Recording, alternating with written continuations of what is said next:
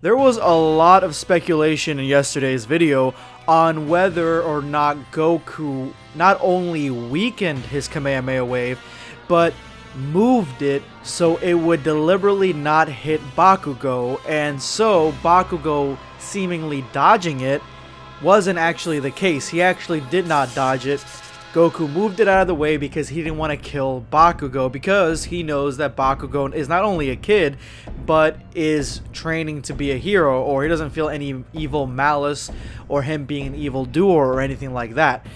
And I kind of have to agree with this theory. At first, I was a little bit upset with the fact that Bakugo was able to dodge the Kamehameha wave, seeing as how there's no way that any character in My Hero can dodge a Kamehameha wave, in my opinion anyway. But the prospect of Goku weakening or moving away the Kamehameha wave so it wouldn't hit Bakugo deliberately makes a lot more sense, because Goku is a good guy. But Goku not being able to hit Hisoka, that I find harder to believe.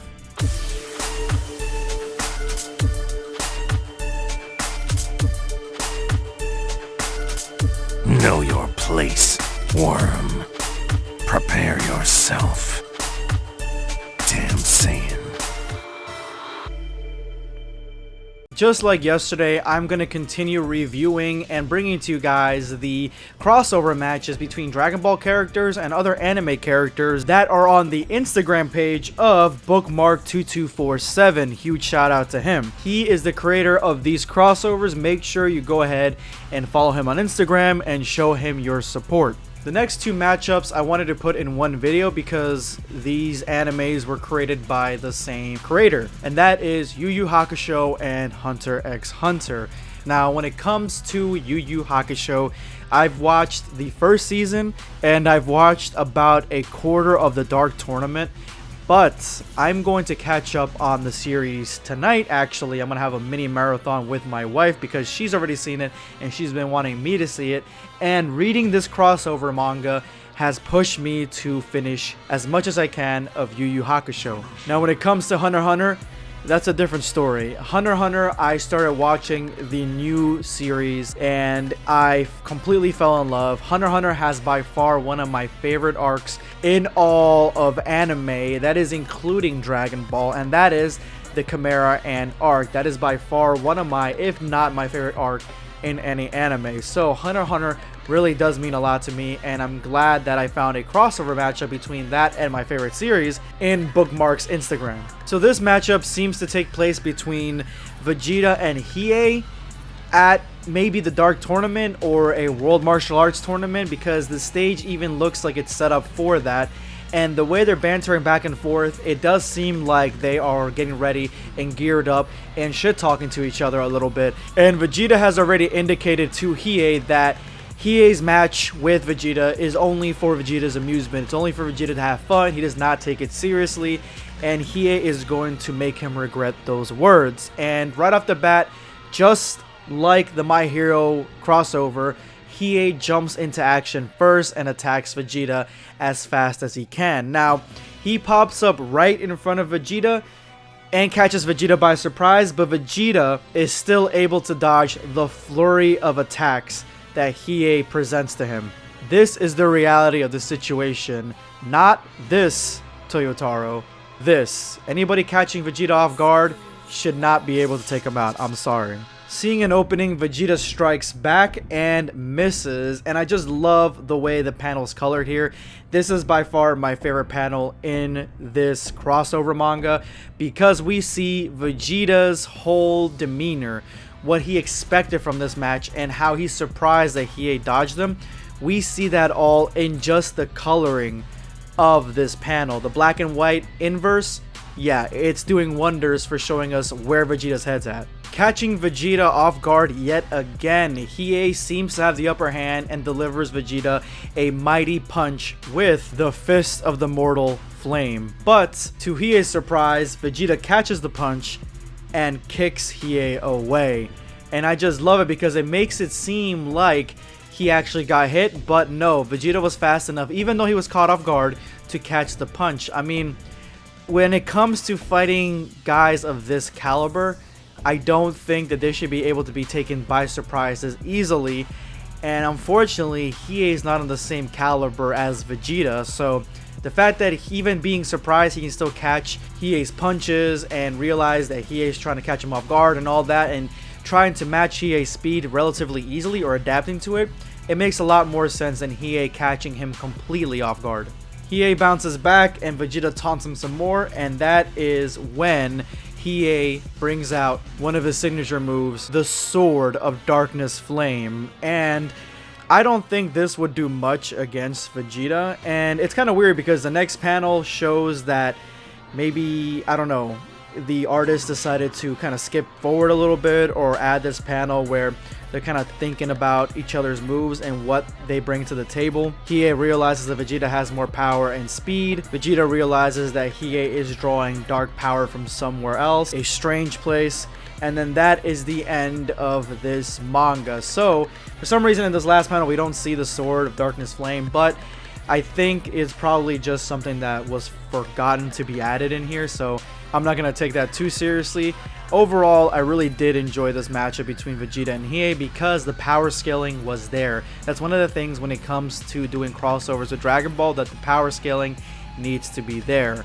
I don't know what happened with the next one. Maybe you guys can explain it in the comment section below, but the next one is Goku versus Hisoka from Hunter x Hunter. And just when it comes to speed, the power scaling for me personally is a little wonky. This matchup seems to take place in a less formal setting, and you can obviously tell when Hisoka is talking to himself because there is a little spade next to the end of his sentences. So I like that they added this here because it gives that level of detail and characterization to Hisoka and making him completely different than any other character that we've seen in these crossovers. And at the very start of this, we see that Hisoka has what looks like the bungee gum attached to himself, and he's ready to take on a Super Saiyan Goku.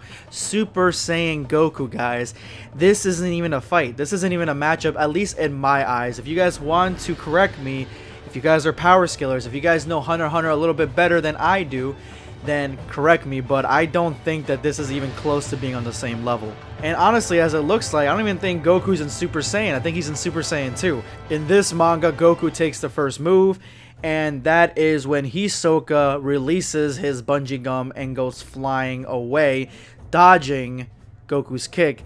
And it's implied here that he's using the bungee gum to increase his speed like this, but I don't know if his bungee gum would increase his speed that drastically. It's like he dodged a kick from Super Saiyan 2. That's crazy.